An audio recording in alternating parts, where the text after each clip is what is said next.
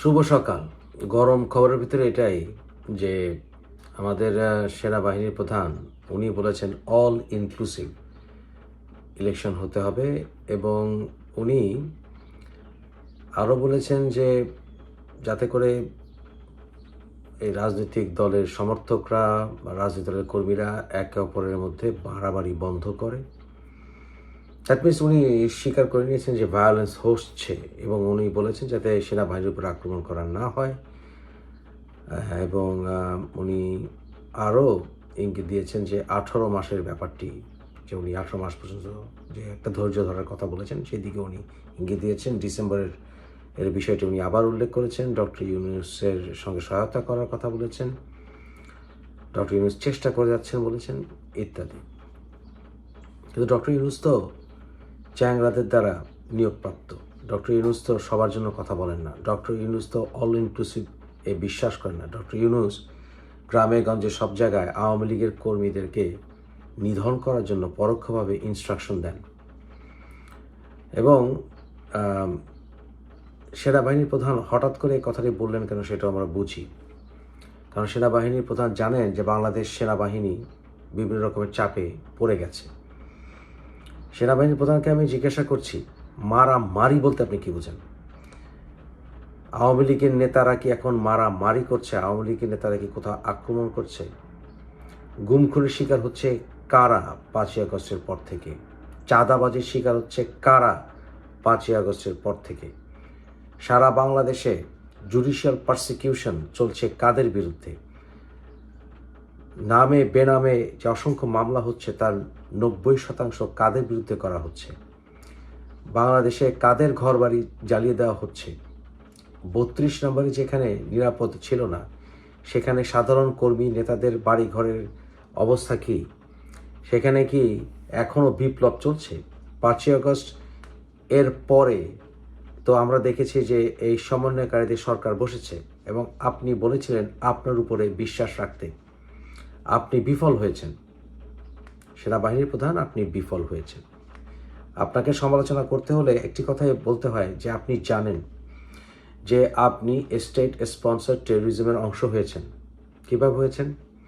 32 নম্বর গুড়িয়ে দেওয়ার পরিকল্পনা তারা ঘোষণা দিয়েছে, বুলডোজার আনতে সময় লাগছিল সেটা নিয়ে পর্যন্ত তারা আক্ষেপ করেছিল।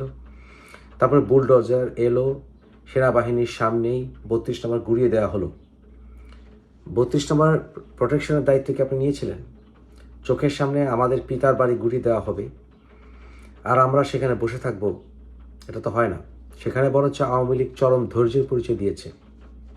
বাংলাদেশে যারা বঙ্গবন্ধুকে ভালোবাসে তাদের সংখ্যা 99%। এই 1% যারা বঙ্গবন্ধুর বিরুদ্ধে ঘৃণা ছড়াচ্ছে, তারা এই ঘৃণা ছড়ানোর সাহস পাচ্ছে আপনার জন্য। হ্যাঁ, প্রথমে আপনার জন্য, পরে ডক্টর ইউনূসের জন্য। কারণ দেশে নিরাপত্তার দায়িত্বে আসলে আপনি, ওই উপদেষ্টা ভাই মানি না। আপনি হচ্ছে নিরাপত্তার মূল দায়িত্ব, কারণ আপনি নিজে দায়িত্ব নিয়েছিলেন, আপনি সেই দায়িত্বে ফেল করেছেন। আপনি এখন পর্যন্ত দেশের বাইরে থেকে যারা উস্কে দিচ্ছে সে ব্যাপারে একটি কথা বলেননি। ডক্টর ইউনূস বেশ ক্ষমতাধর মানুষ সারা বিশ্বে, বিভিন্ন দেশের রাষ্ট্রপ্রধানদের সঙ্গে ওনার কথাবার্তা ডাইরেক্ট ফোনে। উনি কি সেই ব্যাপারে কোনো রকম পদক্ষেপ নিয়েছিলেন? নিতে হয়েছে আমাদের।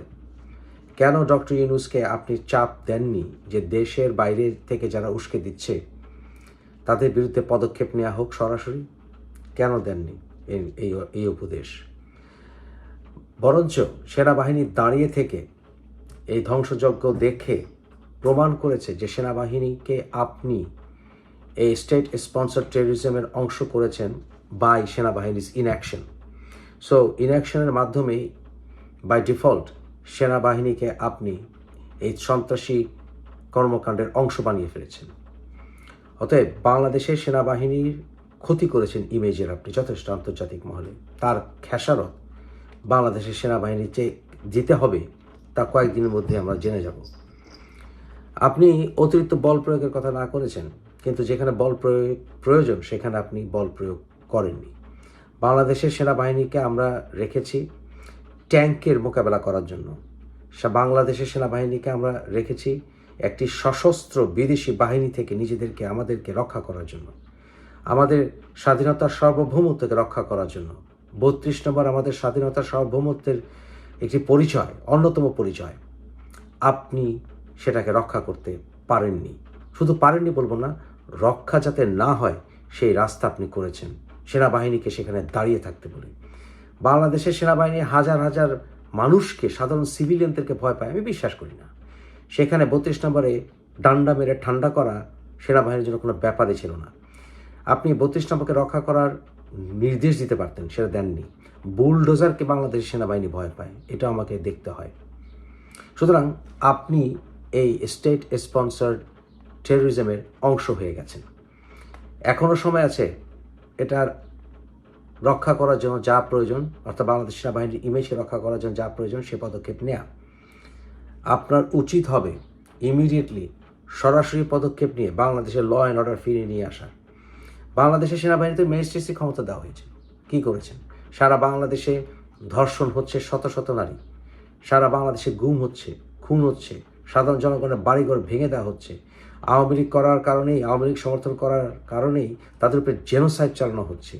ডক্টর ইউনূস বলছেন আওয়ামী লীগ যারা করে তাদের ব্যবহার চেঞ্জ করতে হবে, বিহেভ চেঞ্জ করতে হবে। অর্থাৎ কি করতে হবে? বাংলাদেশ স্বাধীনতা সার্বভৌমত্বের কথা বলা যাবে না। 21শে ফেব্রুয়ারির গান হয়নি। সেখানে জায়গায় জায়গায় যারা সমাজ কল্যাণ কাজ করে আসছেন তাদেরকে সমাজ কল্যাণ কাজে বাধা দেওয়া হচ্ছে যদি তারা আওয়ামী লীগের কর্মী হয়ে থাকে। জায়গায় জায়গায় সাংস্কৃতিক কর্মকাণ্ড বাধা দেওয়া হচ্ছে। আপনি কি করছেন? আপনাকে তো দায়িত্ব দেওয়া হয়েছে বাংলাদেশের স্বাধীনতার সার্বভৌমত্ব রক্ষা করার জন্য। বাঙালিত্বকে রক্ষা করাও কিন্তু আপনার কর্তব্য। এখন আপনাকে ইতিহাস ক্ষমা করবে না। আমি কয়েকদিন আগে বলেছিলাম যে এই পিঙ্কুরা তারা ড্রোন আক্রমণের পরিকল্পনা করছে, তাদের কথাবার্তার ইঙ্গিতে বোঝা যায়।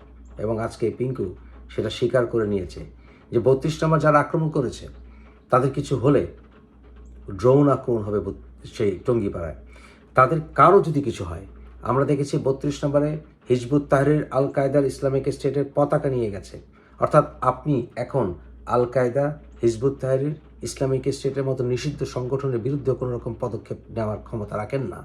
যদি নেন তাহলে পিঙ্কুরা টুঙ্গিপাড়ায় ড্রোন আক্রমণ চালাবে। তাহলে আপনি এখন পর্যন্ত ৩২ নম্বর যারা ভেঙেছে তাদের বিরুদ্ধে কোনো পদক্ষেপ নিয়েছেন? সারা বাংলাদেশে আওয়ামী লীগের বিরুদ্ধে, সাধারণ কর্মীদের বিরুদ্ধে যারা অবৈধ কর্মকাণ্ড চালাচ্ছে, সন্ত্রাসী কর্মকাণ্ড চালাচ্ছে, তাদের কাউকে আপনি গ্রেপ্তার করেছেন? আপনার তো উচিত হাসনাত আবদুল্লাহকে গ্রেপ্তার করা। আপনার তো উচিত ছিল এই পিনাকির বিরুদ্ধে, পিঙ্কুর বিরুদ্ধে ওয়ারেন্ট ইস্যুর জন্য পদক্ষেপ নেওয়া। নিয়েছেন? না, নেননি। সুতরাং আপনি তাদের উদ্দেশ্য চরিতার্থ করছেন বাই ইয়োর ইনঅ্যাকশন। আপনি স্টেট স্পন্সর টেরোরিজম চালিয়ে যাচ্ছেন। এখন ভালো ভালো কথা বললে হবে না। আপনি যতই সুমধুর কথা বলেন হবে না।